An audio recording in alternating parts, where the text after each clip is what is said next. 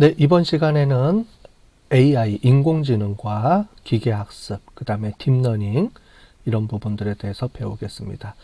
우리가 데이터 분석을 이제 배우게 될 텐데 데이터 분석에 앞서서 우리가 AI와 기계학습이 어떻게 다른지 이런 부분들을 먼저 설명을 드리고 이 기계학습 분석 기법이 어떻게 데이터 분석하고 연결되는지 이런 부분들에 대해서 뒤에 설명을 또 드리도록 하겠습니다. 여러분들이 인공지능에 대한 내용은 우리가 우리 앞에 처음 우리 이 수업을 들을 때부터 계속 들어왔습니다. 그죠? 특히 4차 산업혁명에서 빅데이터가 중요하고 이 빅데이터를 처리하기 위한 인공지능이 아주 중요한 개념이다. 중요하게 우리가 역할을 담당한다. 이런 내용들을 우리가 쭉 배워왔는데요. 우리가 얘기하는 최근에 들어서 우리가 많이 얘기하는 인공지능, 그 인공지능이 실제로는 우리가 컴퓨터가 개발되면서부터 나온 얘기입니다. 아마 우리 이전에 우리 앨런 튜닝에 대한 얘기를 하면서 제가 잠깐 언급을 했을 거예요. 그죠? 앨런 튜닝이라는 사람이 우리 컴퓨터를 이렇게 발전시키는데 아주 중요한 역할을 했다고 했고요. 그 앨런 튜닝이 컴퓨터에 대한 이론을 개발하면서 그 다음에 그거를 만들면서 우리 컴퓨터의 지능에 대한 얘기를 하고 컴퓨터가 지능을 우리가 하는 거를 그 테스트하는, 그죠? 그래서 그 테스트의 이름을 이미테이션 게임, 그리고 그 테스트를 우리가 튜링 테스트 이렇게 얘기한다고 했는데 그때부터 우리가 인공지능이라는 개념이 만들어지기 시작한 겁니다. 현재 우리가 인공지능 우리가 얘기를 하지만 지금 얘기한 것처럼 실제로는 컴퓨터가 만들어지기 시작하면서부터 우리가 기계에다가 지능을 부여한다라는 개념은 계속 나오기 시작을 했다라고 보시면 될 것 같습니다. 그래서 여기서 보시는 것처럼 인공지능이라는 개념은 1950년대, 즉 컴퓨터가 만들어지면서부터 이 개념은 나오기 시작한 거고요. 인공지능, artificial이라는 말이 인공이라는 말이죠. 그 다음에 intelligence, 지능, 즉 지능, 사람의 지능인데 그거를 인공으로 만든다. 그래서 그 이름을 우리가 artificial intelligence, 인공지능이라고 얘기하는데 그 인공지능이라는 얘기가 우리가 최근부터 얘기가 들리지만 실제로는 아주 오래전부터 얘기가 나왔다. 이렇게 보시면 될 것 같아요. 인공지능의 기본 개념은 기계에 지능을 부여하는 것을 의미합니다. 그죠? 기계가 사람의 그 지능을 우리가 갖는 것. 이게 인공지능의 초기의 개념이었고요. 그 다음에 그 이후에 머신러닝이라는 개념이 나왔습니다. 자, 이 뒤에 또 머신러닝. 우리가 데이터 분석할 때 가장 많이 배우게 되는 내용이 머신러닝이라는 개념인데요. 머신러닝은 말 그대로 기계에다가 지능을 부여하기 위해서는 기계를 학습시켜야 된다는 말입니다. 그죠? 그래서 프로그래밍 하지 않고, 이 프로그래밍 하지 않는다는 말이 아주 중요한 개념인데 뒤에 가서 또 설명을 드리겠습니다. 어쨌든 컴퓨터를, 즉 기계 장치가 지능을 가질 수 있도록 학습을 시키는 거, 이게 머신러닝에 대한 개념이고요. 그 다음에 이거를 좀 더 포괄적으로 더 깊게 들어가서 이 머신러닝을 우리가 컴퓨터가 스스로 학습할 수 있도록 만들어준 게 우리가 딥러닝 또는 심층신경망 이렇게 얘기를 합니다.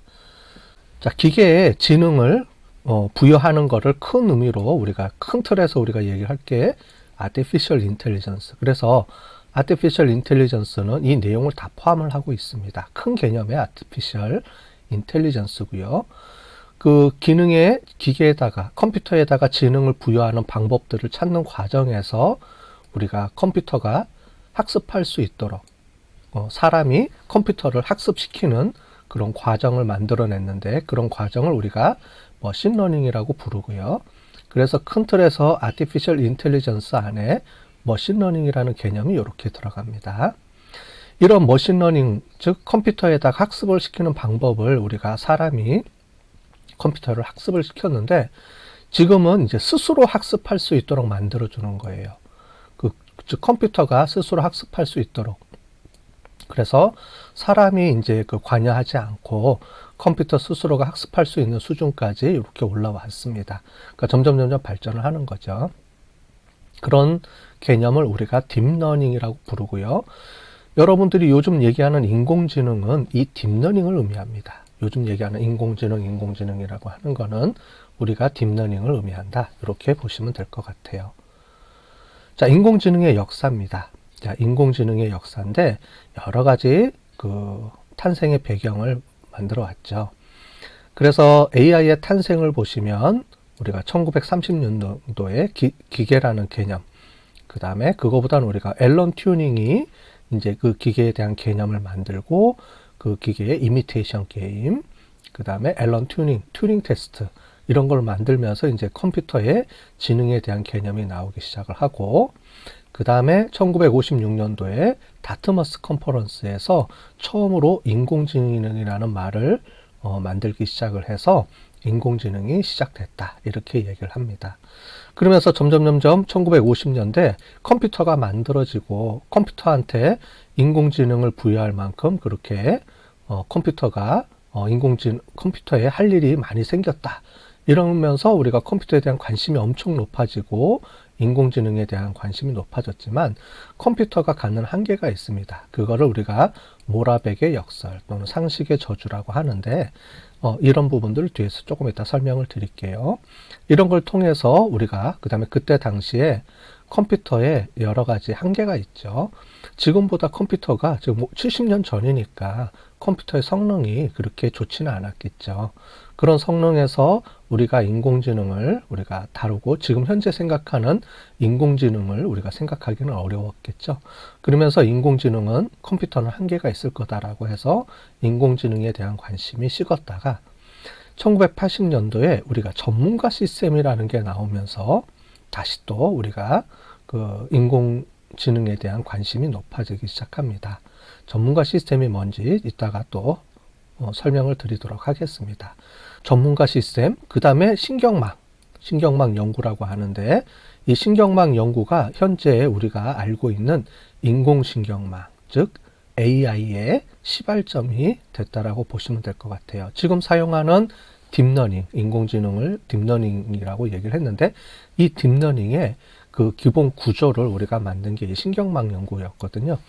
그러면서 이 신경망 연구가 나오기 시작을 하고 그러면서 다시 또 이제 올라갔다가 이 또 프레임 문제나 그 다음에 그 데이터 부족이 이제 발생을 합니다. 그러면서 다시 또 내려가고요. 그러면서 이제 기계학습이라는 그래서 2차 다시 또 신경망에 대한 얘기가 수그러 들었다가 다시 또 2000년도에 1990년도 후반부터 다시 또 기계학습에 대한 얘기가 나오면서 엄청난 속도로 또 다시 인공지능이 급격하게 성장하기 시작합니다. 이렇게 성장하는 배경에는 인터넷의 성장이 아주 큰 배경을 차지합니다. 그죠? 그래서 90년도 후반부터 월드와이드 웹, 특히 인터넷이라고 얘기하면 우리가 기본적으로 월드와이드 웹을 의미합니다. 이 월드와이드 웹이 엄청나게 홈페이지나 이런 것들이 엄청나게 성장하면서 그 다음에 소셜 네트워크의 성장 이런 걸 통해서 데이터가 엄청나게 증가하게 돼요. 그죠? 그 다음에 컴퓨터도 엄청나게 발전을 합니다. 메모리 또는 CPU 이런 속도들이 엄청나게 발전을 하면서 컴퓨터 하드웨어적으로 엄청나게 성장을 하고 그 다음에 우리가 학습을 하려고 그러면 데이터가 있어야 되겠죠. 아무리 좋은 그 지능이 좋다 그래도 우리가 학습을 하지 못하면 그 지능이 아무 소용이 없지 않습니까? 그런 것처럼 컴퓨터가 발전을 하고 하면서도 그 다음에 신경망, 기계학습에 대한 것들이 발전을 하면서도 이 데이터가 부족했기 때문에 우리가 여러 가지 한계점이 있었는데 이 데이터, 인터넷을 이용해서 학습할 수 있는 데이터가 이제 보유가 되면서 그 인공지능에 대한 그 발전이 엄청나게 증가하기 시작을 합니다. 그러면서 이제 최근에 이제 빅데이터, 그 다음에 딥러닝 이런 얘기들을 우리가 사용을 하고 있습니다. 자, 우리 인공지능에 대한 역사, 지금까지 제가 설명했던 거를 잘 이렇게 정리해 놓은 동영상이 있어서 이 동영상을 시청하고 또 자세하게 또 설명을 드리도록 하겠습니다. 자, 동영상에 있는 내용하고 우리가 계속 보면서 같이 설명을 좀 드리겠습니다. 자, 얘기했던 것처럼 1950년도에 앨런 튜닝이라는 사람이 이미테이션 게임 또 튜닝 테스트 이걸 하면서 시작이 됐다. 그래서 컴퓨터에 지능을 부여하는 개념에 대해서 우리가 관심을 갖기 시작했다. 이렇게 보시면 되고요. 그 다트머스 회의에서 1956년도에 다트머스 회의에서 Artificial Intelligence, 인공지능이라는 용어가 이제 만들어지기 시작을 하고요. 자, 그러면서 이렇게 쭉 히스토리가 이제 나왔습니다. 그죠? 자, 처음에 컴퓨터에 인공지능이라는 개념이 나오고 관심을 갖다가 사람들이 어려워했던 이유가 뭐냐면 모라백의 역설이라는 내용입니다. 자, 여러분들 옆에 보시면 여러 가지 그 머핀과 치아와에 대한 사진이 쭉 나와 있는데 사람은 보면서 이게 머핀이고 치아와고 그 다음에 머핀, 치아와 이렇게 강아지와 머핀을 구별하는 게 쉽습니다. 그죠? 그렇게 어렵진 않죠. 그렇지만은 컴퓨터한테는 이러한 사진을 인식하는 게 어렵습니다. 이 사진이 개인지 머핀인지 구분하기가 어려워요. 그래서 사람들한테 사람이 하기 어려운 것, 즉 계산하는 건 사람이 어려운데 컴퓨터는 계산을 무지 빨리 하죠. 그래서 사람한테 어려운 것은 컴퓨터는 쉽게 할 수 있지만 사람한테 쉬운 것은 컴퓨터는 어렵다. 즉 사람에게 쉬운 것은 지각하는 거, 인지하는 거, 이런 사진을 인지하거나 지각하는 거, 이런 개념들. 근데 AI가 쉬운 거는, 컴퓨터가 쉬운 거는 저장하고 계산하는 거죠. 네, 그래서 이런 것들이 사람한테 어려운 게 컴퓨터는 쉽고 컴퓨터가 쉽게 하는 건 사람이 어려운 이런 역설이 만들어지면서 우리가 그 컴퓨터, 인공지능이 지능을 갖는 것에 사람처럼 지능을 갖는 것은 한계가 있다. 이렇게 우리가 생각을 하기 시작했다는 거죠. 그 다음에 또 상식의 저주입니다. 상식의 저주라는 거는 우리 사람들은 이게 집이라는 거를 우리가 한눈에 보면 인지할 수가 있어요. 그죠? 근데 컴퓨터는 이게 집인지를 모릅니다. 이게 집인 거를 인지하기 위해서는 이거를 어떻게 집으로 인지해 시켜줄지 이게 고민이 되죠. 창문이 있어야 되는지, 그 다음에 지붕이 있어야 되는지 이런 것들을 어떻게 컴퓨터가 인지를 해서 이 사진을 집으로 인지할지 이런 것들을 우리가 그 지능을 부여하는 게 많이 어렵다는 거죠. 그래서 상식의 저주. 인간에게는 상식인 게 컴퓨터한테 이거를 지능을 부여하는 게 어떻게 지능을 부여할지 이게 참 힘들다는 거죠. 그죠? 컴퓨터한테 이거를 부여하는 게. 자, 이런 내용으로 컴퓨터에 지능을 부여하는 거는 한계가 있을 것이다. 이런 내용들을 갖게 됩니다. 그래서 모라백의 역설, 그죠? 그 다음에 상식의 저주, 이런 얘기들이 나온 겁니다. 자, 집에 있는 것도 마찬가지고요. 자, 그 다음에 우리가 전문가 시스템이 나오면서 인공지능이 다시 2차 붐을 맞이하게 됩니다. 자, 이 전문가 시스템은 뭐냐면 인간, 특히 전문가가 갖고 있는 전문적인 지식을 우리가 규칙으로 만들어서 컴퓨터한테 부여한다라는 내용입니다. 자, 예를 들어 볼게요. 만약에 의사가 어떤 진단을 한다. 자, 그러면 의사 나름대로 진단하는 시스템이 있을 겁니다. 만약에 내과다. 지금 독감이 유행한다. 자, 그러면 사람들이 오면 제일 처음에 먼저 뭘 재느냐, 뭘 체크하느냐 물어보면 의사들이 처음에 그 몸의 온도를 먼저 잽니다. 그래서 몇 도 이상인지 이하인지 재고 그 다음에 또 뭐를 물어봅니다. 그러면서 진단을 하기 위해서 뭐일 경우에 쭉 이렇게 진단을 하고 진단을 이렇게 해서 결과가 나오면 그 다음에 그러면 아스피린을 몇 알 뭐 이런 식으로 우리가 판단을 하겠죠. 만약에 변호사다 그러면 변호사들도 뭐 판단하는 기준들이 있을 겁니다. 그래서 이 사람들한테 우리가 일반 사용자들한테 의사한테 질문하듯이 물어보는데 그거를 컴퓨터한테 만들어주게 하는 거예요. 그거를 익스퍼트 시스템이라고 합니다. 전문가 시스템. 그래서 전문가로부터 지식을 끄집어내야 되겠죠. 이렇게 사람이 있으면 전문가가 있으면 의사라든가 이런 전문가가 있으면 중간에 이 널리지 엔지니어라 그래서 이 널리지 엔지니어라는 사람이 이 전문가로부터 듣습니다. 어떻게 뭐 아까 전에 얘기했던 진단 절차나 이렇게 쭉 하고요. 그거를 뭐를 하냐면 프로그래밍으로 코딩을 합니다. 자, 그래서 보통은 if 된 규칙을 만듭니다. if. 만약에 뭐뭐라면, 그 다음에 뭐뭐를 하고, 그렇지 않으면 뭐를 하고, 그 다음에 두 번째 질문을 또 물어보죠. 또 뭐뭐라고 하면, 또 뭐뭐일 때는 뭐뭐 하고, 그렇지 않으면 또 뭐뭐 하고. 이런 식으로 여러 가지 규칙들을 쭉 만들어서 그런 규칙을 만들어요.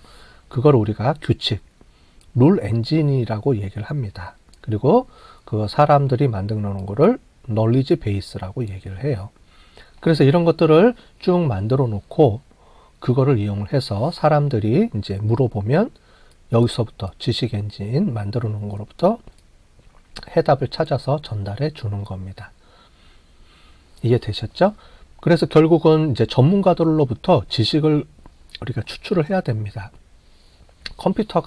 근데 이거는 컴퓨터가 학습을 해서 컴퓨터가 지능을 스스로 갖는 게 아니고 결국은 사람의 지능을 사람이 뽑아내서 그 뽑아낸 지능을 우리가 컴퓨터로 프로그래밍을 해가지고 집어넣어서 이렇게 그 지식 베이스를 만들어서 사용을 하는 이런 개념을 우리가 사용을 한 거죠.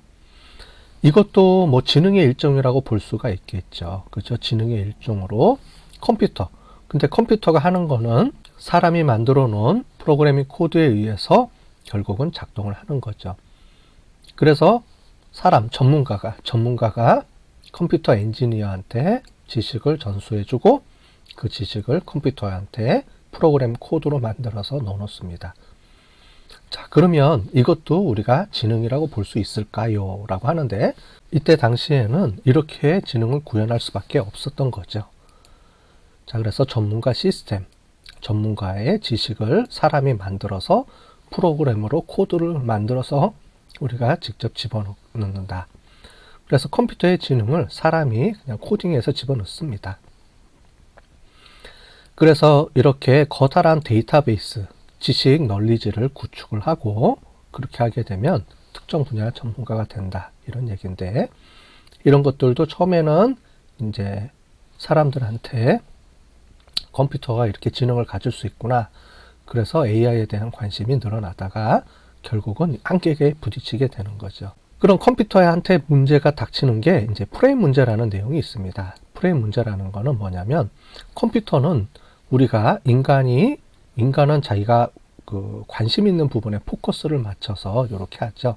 만약에 사진이 있으면 사람은 이 바깥에 있는 주변에 있는 이런 배경보다는 이 사람한테 포커싱이 주어질 겁니다. 그렇지만은 AI는 어떤 게 중요한 건지를 모르죠. 그렇기 때문에 이 전체가 다 포커싱이 된다. 이런 내용입니다. 이거를 우리가 프레임 문제라고 합니다. 그죠? 이런 프레임 문제. 모든 걸 다 고려해서 생각해야 되기 때문에 이런 것들이 한계점에 부딪히는 거죠. 그러면서 인공지능에 대한 이제 다시 한번 이제 한계가 온다. 한계가 와서 인공지능이 이제 다시 또 관심을 받지 못하게 되죠. 그러면서 이제 기계학습이 나오기 시작을 합니다. 기계학습. 머신이 학습한다. 사람이 지능을 우리가 갖는 거는 결국은 학습을 하는 거죠. 학습을 하는 건데 여기서도 마찬가지로 컴퓨터가 학습할 수 있도록 만들어주는 거죠. 그래서 학습, 즉 컴퓨터가 학습한다. 이게 아주 대단한 그 말입니다. 그죠? 컴퓨터가 어떻게 그러면 학습할 수 있게 하느냐? 그죠? 그렇게 학습하는 게 우리가 얘기하는 지금 현재 데이터 분석이 이제 이 학습을 통해서 이제 데이터를 분석할 수 있게 되는 거죠. 자, 전통적인 방법, 우리가 좀 전에 설명드렸던 우리 전문가 시스템은 사람들이 지식을 만들어요. 그죠? 아까 전에 사람들로부터 지식을 끄집어냅니다. 그래서 룰을 막 만듭니다. 그죠? 이 룰은 사람이 전문가로부터 들어서 규칙을 다 만들어요. 이럴 때는 이렇게 해야 돼. 저럴 때는 저렇게 해야 돼. 하고 이 룰을 만들어서 프로그램으로 코딩을 해서 집어넣고요. 그러면 사람들이 이제 그거를 이용할 때 이럴 때 뭐 개다. 이럴 때는 고양이다. 이런 거를 만들어서 집어넣으면 아웃풋을 도출해낼 수가 있죠. 그래서 연역적 방법이다라고 얘기를 합니다. 연역적이라는 거는 이미 결론을 다 해놓고 이렇게 만들어서 놓는 거를 얘기를 합니다. 규칙을 만들어주는 거죠. 자, 그런데 머신러닝은 이런 규칙을 없습니다. 규칙을 만들어내는 거예요. 아주 이게 중요하죠. 결국은 학습이라는 거는 스스로 이런 규칙을 발견해내는 거예요. 그래야지 활용도가 엄청 높죠. 만약에 이런 전문가 시스템은 이 규칙을 만들어 놓은 부분에 대해서만 우리가 사용할 수가 있어요. 즉 제한적이라는 말이죠. 그래서 우리가 중요한 전문가로서 중요한 의사라든가 뭐 이런 쪽에서만 우리가 한정적으로 사용할 수밖에 없었다면, 머신러닝은 데이터를 주고요. 이 데이터를 그냥 주면은 이 룰을 만들어냅니다. 자, 그래서 이렇게 이런 거는 개고요, 이런 건 고양이다라고 주고요. 집어넣으면 이렇게 룰을 만들어내요. 엄청난 이런 방법을 우리가 사용을 하게 되는 거죠. 즉 컴퓨터가 우리가 준 이 데이터를 이용을 해서 스스로 이 데이터로부터 규칙을 끄집어낼 수 있다는 말입니다. 자, 그래서 학습을 하는데 이 학습을 할 때 어떤 아웃풋을 우리가 주기 위해서 특징이라 그래서 이 특징을 우리가 쭉 주게 됩니다. 데이터의 특징을요. 대표적으로 인공신경망이라고 부르는데 우리가 뉴럴 네트워크, 뉴럴이라는 게 그 뇌세포를 말합니다. 뉴런에서 나온 말인데 형용사로 뉴럴 하면은 뇌세포, 뇌 이런 말입니다. 그 다음에 네트워크 말 그대로 뇌의 세포들이 서로 연결되어 있는 뇌세포망이죠. 그걸 우리가 신경망이라고 부르는데 이런 신경망에 대한 연구가 사람의 뇌에 대한 연구가 급격하게 발전을 하면서 컴퓨터에도 이러한 뉴럴 네트워크망을 이용을 해서 우리가 지능을 부여하겠다.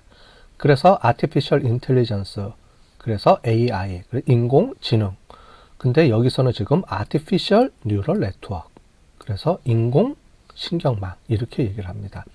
인공지능과 인공신경망은 다른 개념입니다.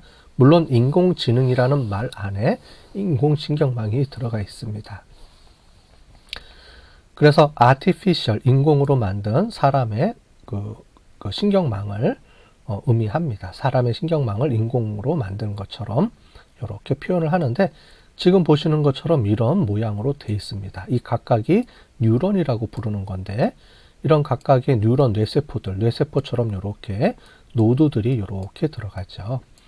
그래서 이렇게 신경망처럼 연결이 되어 있는데, 자, 이런 기능을 이용해서 사람이 우리가 뇌가 막 학습을 하면서 사람이 여러 가지 기억도 하고 계산도 하고 지능을 갖추는 것처럼 컴퓨터도 이런 사람의 신경망처럼 이런 모양으로 만들어 가지고 우리가 학습을 시키면 엄청 학습이 이루어진다.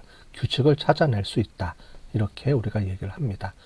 자, 이 인공신경망이라는 개념은 뒤에 가서 우리가 더 디테일하게 자세하게 설명할 거니까요.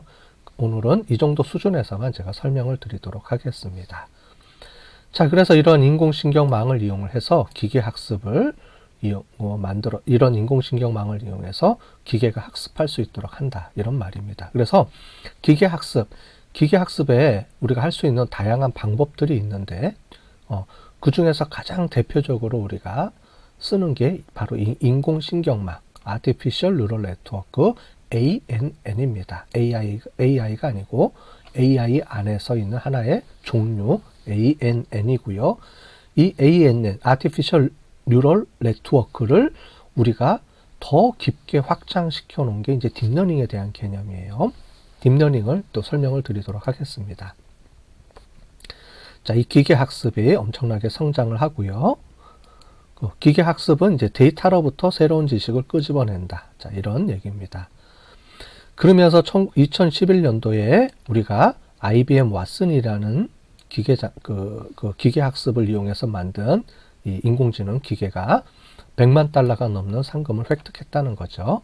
이 IBM 왓슨이 우리가 학습한 그 방법론이 바로 기계학습, 특히 이 Artificial Neural Network를 이용해서 학습을 해서 이렇게 지능을 갖게 된다는 얘기입니다.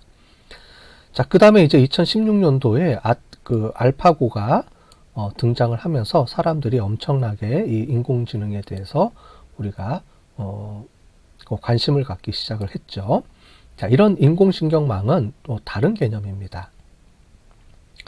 자, 여기서 학습이라는 건 이제 분류를 의미한다라고 얘기를 하는데, 그 분류에 대한 얘기를 우리가 해보고, 그 다음에 이 분류가 그 인공신경망하고 어떻게 연결되는지를 한번 보도록 하겠습니다. 자, 기계학습은 어떻게 되냐면, 자, 이렇게 사진을 집어넣어 주고요. 사진이 있으면 이 사진에 얘가 개인지 고양이를 맞추기 위해서는 앞에 사전에 무엇을 봐라 라고 이렇게 정해 줍니다. 자, 인공신경망의 기계학습의 방법이에요. 기계학습은 그래서 피처를 정해준다라는 얘기인데 뭐냐면 앞에 이렇게 정해줍니다. 그래서 귀 모양을 봐라 또는 코 모양을 봐라 이렇게 해서 정해줍니다. 이걸 우리가 피처라고 그래요. 그래서 개와 고양이를 구분하기 위해서는 어떤 특징들을 봐라. 여기서 특징 피처라고 영어로는 돼 있는데 어떤 특징들을 봐라. 그러면서 여기다가 이런 것들을 값을 알려줍니다. 그래서 개인지 고양이인지 결정하기 위해서 어떤 아웃풋을 결정하기 위해서는 우리가 앞부분에 우리가 어떤 것들을 봐야 되는지를 사람이 정해줘요. 사람이 정해주고 그 정해준 거를 우리가 규칙을 정해주고 그러니까 피처를 정해주고 개인지 고양이인지를 넣어주면 거기에 맞춰서 학습을 이뤄나서 개인지 고양이인지를 알아맞춥니다. 자, 그래서 기계학습은 이런 피처를 사람이 직접 먼저 설정을 해줘야 되는 문제가 있습니다. 그래서 일반 정형화된 데이터나 이런 것들은 우리가 쉽게 구분을 해줄 수가 있어요. 예를 들자면 우리가 기업이 도산한다 안 한다. 그러면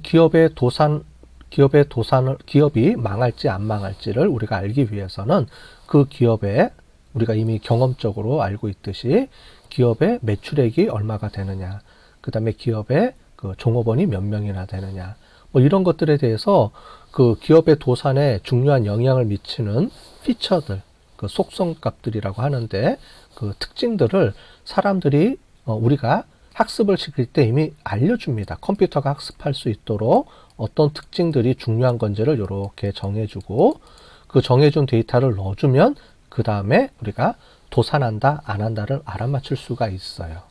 이게 기계학습의 방법입니다.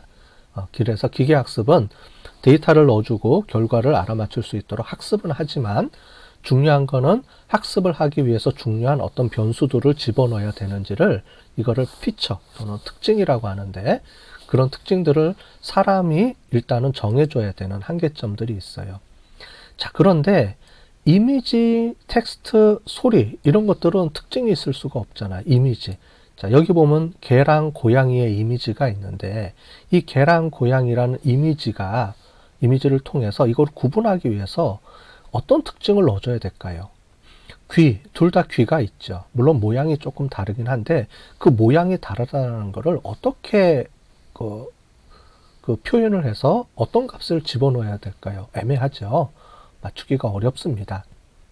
그래서 일반적으로 이런 기계학습은 일반 데이터 분석에서 분석하는 거는 아주 성능이 아주 좋게 계속 발전을 했지만 이런 개나 고양이를 맞추는 이미지에 대한 문제, 즉 컴퓨터, 우리가 이전에 인공지능에서 가장 어려워하는 게 사람의 인지, 사람이 쉽게 알아맞힐 수 있는, 사람은 개인지 고양이인지 바로 알아맞힐 수 있죠. 지각적으로, 인지적으로. 이런 문제들은 컴퓨터는 어렵다고 했는데 기계학습이 나와서 이거를 알아맞추는 게 높게 맞출 수 있지만 사람이 인지하는 수준까지는 우리가 알아맞힐 수가 없었어요. 계속해서. 자, 이거를 우리가 해결하기 위해서 나온 게 딥러닝이라는 개념입니다. 자, 특징을 사람이 입력할 수밖에 없었어요. 그죠? 자, 이게 가장 큰 문제였습니다. 자, 이 피처 디자인을 우리가 어떻게 할 것이냐? 자, 이거를 고민하다가 나온 게 바로 이 딥러닝입니다. 말 그대로 사람이 우리가 설정해 주지 않고 이 사진으로부터 우리가 어떤 거를 봐야 되는지, 개와 고양이를 구분하기 위해서는 이 사진에서 어떤 부분을 봐야 되는지, 그걸 우리가 피처, 특징이라고 하는데요. 이 피처를 스스로 학습할 수 있도록 만들어주는 겁니다. 엄청나게 더 발전을 했죠. 그죠? 그래서 컴퓨터가 학습할 수 있는 기계 학습을 더 확장해서 더 크게 바꿔서 아예 이 특징 자체도 사람이 입력하지 않고 컴퓨터가 스스로 학습을 해서 맞출 수 있도록 만들어주는 게 바로 우리가 딥러닝 또는 심층신경망이라고 부릅니다. 말 그대로 딥 뉴럴 네트워크라고 부르니까 이 신경망이 엄청나게 우리가 크게 우리가 구성이 됐다라는 얘기겠죠. 자, 그렇게 보시면 되는데 옆에 보시는 것처럼 이렇게 돼 있습니다. 과거에는 이렇게 간단한 망을 이용을 해서 우리가 분석이 이루어졌다 그러면 딥러닝은 이 피처를 우리가 만들기 위해서 엄청나게 많은 신경망을 구성을 해서 우리가 분석을 하게 되는 겁니다. 자, 그래서 머신러닝에 대한 개념을 보시면 전통적으로는 이 로우 데이터가 있으면 사람이 어떤 특징들, 어떤 요소들을 봐야 되는지를 이렇게 설정을 해주고요. 그러면 이렇게 피처가 만들어지겠죠. 그죠? 그래서 이런 피처들을 설정해주면 모델이 분석을 해서 아웃풋을 만들어냅니다. 자, 그런데 현재 인공지능은 이 로우 데이터가 있으면 이 로우 데이터를 딥러닝 망에다가 그냥 놓으면 자기가 스스로 학습해서 결과를 아예 도출해냅니다. 즉, 이 과정이 빠져 있다라고 보시면 될 것 같아요. 이 과정이 빠지고 사람이 이렇게 피처를 입력을 안 해도 스스로 학습할 수 있도록 만들어내는 겁니다. 자, 그래서 전통적인 머신러닝 기법에서는 이런 정형화된 데이터를 분석하는 것은 그래도 우리가 쉽게 알아맞힐 수가 있었지만 개인지 고양이지 이미지를 알아맞추는 거에는 여러 가지 한계점이 있었어요. 왜냐하면 이 사진에서 어떤 거를 봐야 되는지 너무 막막한 거죠. 그래도 여러 사람들이 연구하면서 사진의 어떤 부분을 봐야 되는지 어느 정도는 우리가 피처를 설정을 해서 이렇게 학습을 시켜서 이렇게 어느 정도는 알아맞힐 수가 있게 됐는데 이런 학습 능력이 한 75% 정도뿐이 안 된다고 합니다. 사람은 한 90% 이상, 95% 이상 맞출 수가 있는데 아직까지 여러 가지 한계점들이 있죠. 자, 그래서 머신러닝을 이용해서 우리가 분석할 때 정형화된 데이터는 잘 분석을 하게 되고요. 그래서 우리가 이 기계 학습을 현재까지도 우리가 정형화된 데이터를 분석할 때는 우리가 아직까지도 많이 사용합니다. 이게 바로 빅데이터 분석이라고 우리가 부르는 그런 내용인데 사진이나 이미지나 사진, 이미지 또는 소리 또는 동영상을 분석할 때는 우리가 전통적으로 하는 이 머신러닝 갖고는 한계가 있어요. 그래서 우리가 만들어진 게 딥러닝이고 사진, 동영상 이런 것들을 분석할 때는 기계 학습을 사용하지 않고 딥러닝을 이용한 이런 방법을 사용합니다. 딥러닝은 이런 사진이 있으면 이런 사진을 스스로 이런 피처들을 자기가 골라내요. 네, 이거를 조금 이따 설명해 드릴게요. 이런 거를 골라내서 얘가 고양이인지 개인지를 거의 95% 이상, 즉 사람보다 더 정확하게 우리가 요즘은 알아맞힐 수 있습니다. 자, 딥러닝 특징 자체를 학습한다. 이런 거를 설명을 드렸습니다. 자, 기계 학습은 특징들을 사람이 입력해야 된다. 그러면 딥러닝은 이 특징들 자체도 스스로 찾아낸다. 이렇게 보시면 되겠어요. 특히 GPU 이런 개념들이 발전을 하고 특히 GPU 또는 빅데이터가 엄청나게 발전을 하면서 컴퓨터 처리 속도가 엄청나게 늘어났고 그 학습할 수 있는 데이터가 늘어나면서 우리가 발전을 했다. 이렇게 보시면 되겠어요. 자, 우리가 봤던 이 합성곡 신경망이라고 부르는 게 바로 딥러닝 중에서 이미지를 우리가 인식하는 가장 대표적인 딥러닝 우리가 방법입니다.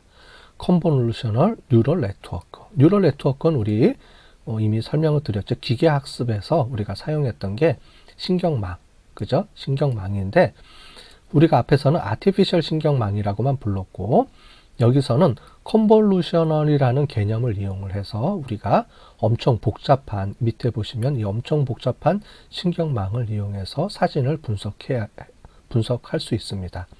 그래서 이름을 컨볼루셔널 뉴럴 네트워크라고 부르는데 이해를 하면 이렇게 될 것 같아요. 나중에 또 설명을 드리겠지만 사진이 있으면 우리가 사람을 우리가 사진으로 구분하는 방법은 뭐냐면 특징입니다.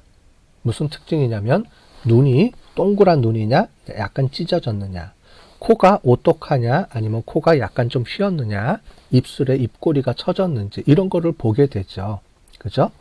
자, 그래서 우리가 사람이 우리가 사진을 통해서 사람을 인지할 때도 보면 사람의 각각의 모양 있죠. 모양, 특징들. 눈 모양, 코 모양, 귀 모양이 있는데 사람의 그런 모양들이 다 틀릴 겁니다.